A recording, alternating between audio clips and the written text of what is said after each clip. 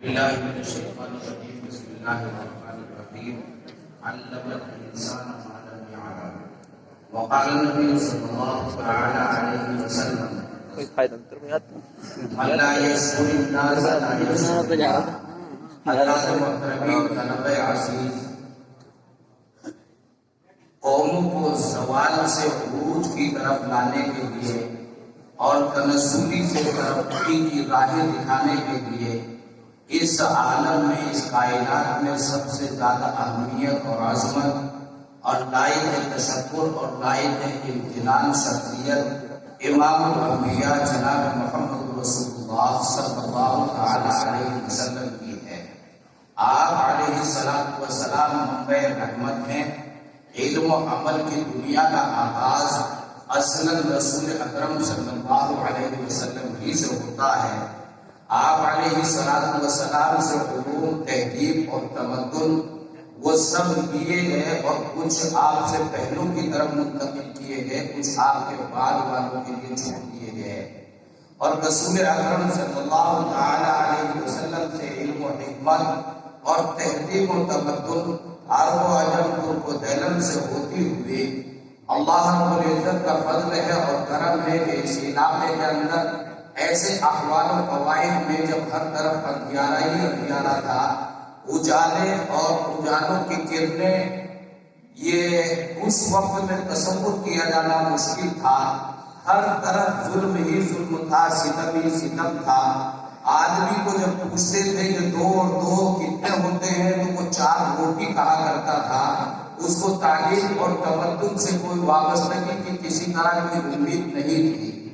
چند چیزیں اللہ رب العزت نے امام الانبیاء جناب محمد رسول اللہ صلی اللہ علیہ وسلم کی امت میں پیدا فرمائے، اور ان صدیوں کے اندر ان علماء نے سر جوڑ کر کچھ طے کیا، کچھ مل بیٹھے اور مقابلے بھی کیے، اور ان مقابلہ آرائیوں میں اپنی جانوں کی قربانیاں دی۔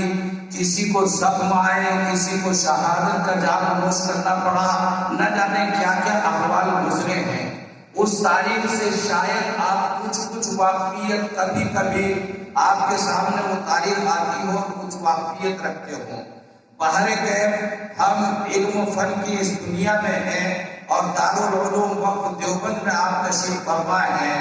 اللہ رب العزت نے علماء کی ایک جماعت کو تیار کیا جن کی سربراہی حجت اللہ فی الارض الامام الاکبر مولانا محمد قاسم صاحب نانوتوی نور اللہ مرقدہ، آپ رہبری فرما رہے تھے، اور آپ کے ساتھ میں ایک جماعت کی علماء کرام کی جو آپ کے شانہ بشانہ اور آپ کے اشاروں اور آپ کے کمالات سے اس سے قبول لیے ہوئے تھی۔ اس جماعت کو ساتھ لے کر امام الانبیاء صلی اللہ علیہ وسلم پر نازل ہوئے قرآن کریم اور آپ علیہ السلام کی احادیث مقدسہ، وہ احادیث مقدسہ کا ذخیرہ کہ جس میں جہاں عبادات ہیں، معاملات ہیں، معاشرتیں ہیں، وہاں سیاستوں کو بھی قطعاً نظر انداز نہیں کیا جا سکتا۔ حجت الاسلام اللہ مرقدہ نے قرآن کریم اور احادیث مقدسہ کی ترجمانی میں جہاں عبادات و معاملات اور معاشرات ان تمام کو پیش نظر رکھا، سیاسی رسول اکرم صلی اللہ علیہ وسلم کی رہنمائیاں ان سے قطعی طور پر غفلت قطعی طور پر کبھی نہیں فرمائی۔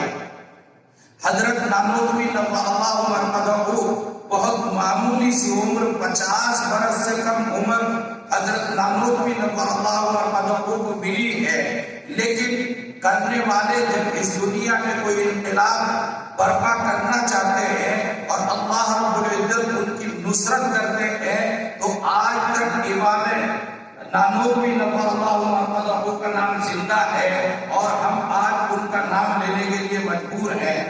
حضرت نانوتوی نور اللہ مرقدہ نے یہ پودا لگایا دارالعلوم دیوبند، یہی ایک کارنامہ ان کا نہیں، بہت سے کارنامے ہیں اور بہت سے کام ابھی جو آپ سے سوالات ہو رہے تھے ان کے ذہن میں آپ کو کچھ اشارے نظر آئے ہوں گے۔ حضرت نانوتوی نفع اللہ مرقدہ نے داخل ڈالی، اور اس کے بعد حضرت فخر الاسلام حضرت مولانا حافظ محمد احمد صاحب نفع اللہ مرقدہ کو، اس کے بعد حضرت حکیم الاسلام حضرت مولانا قاری محمد طیب صاحب نفع اللہ مرقدہ کو، اور اس کے بعد حکیم الاسلام حضرت مولانا محمد سالم صاحب قاسمی نفع اللہ مرقدہ کو۔ ہم نے کچھ ادوار سنے ہیں، کچھ ادوار کو پڑھا ہے، لیکن کچھ ادوار ہم نے بذات خود دیکھے ہیں۔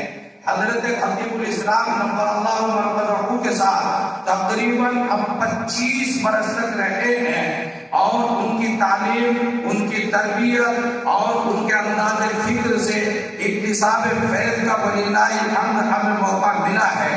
ان کا عدل، ان کا فضل، ان کے علمی کمالات، ان کی اہمیتیں اور علم کلام میں ان کو اللہ رب العزت نے جو درک اور ید طولہ عطا فرمایا تھا، اس کو ہمیں قریب سے دیکھنے کا موقع ملا ہے۔ حضرت خطیب الاسلام نفع اللہ مرقدہ نے جس جفا کشی کے ساتھ اس دارالعلوم وقت دیوبند کی آبیاری کی ہے، اور ان کے شانہ بشانہ حضرت رئیس المتکلمین یا فخر المحدثین حضرت مولانا سید انور شاہ کشمیری نفع اللہ مرقدہ کو نام لیتے ہوئے بھی ایسا لگتا ہے کہ ان کی آوازیں ابھی اس دارالحدیث کے در و دیوار سے کانوں میں آ رہی ہے۔ ان دونوں اکابر اور دوسرے تمام علماء اور اساتذہ کرام نے محنت و جدوجہد کی، اور یہ دارالعلوم وقف آپ کے سامنے ہے، اور اللہ کا فضل ہے۔ عجیب و غریب محسوس ہو رہا تھا جب حضرت خطیب الاسلام نفع اللہ مرقدہ کو ہمیں ڈگڈگاتی آنکھوں سے چھوڑتے ہوئے جا رہے تھے، اور ہم کھڑے روتے اور دیکھتے رہ گئے، اور وہ دنیا سے چلے گئے۔ ایسا لگتا تھا شاید اب وہ دارالعلوم یتیم ہو گیا، مگر عادت اللہ ہے، کچھ بڑے چلے جاتے ہیں، اللہ رب العزت چھوٹوں کو بڑا کر دیتے ہیں۔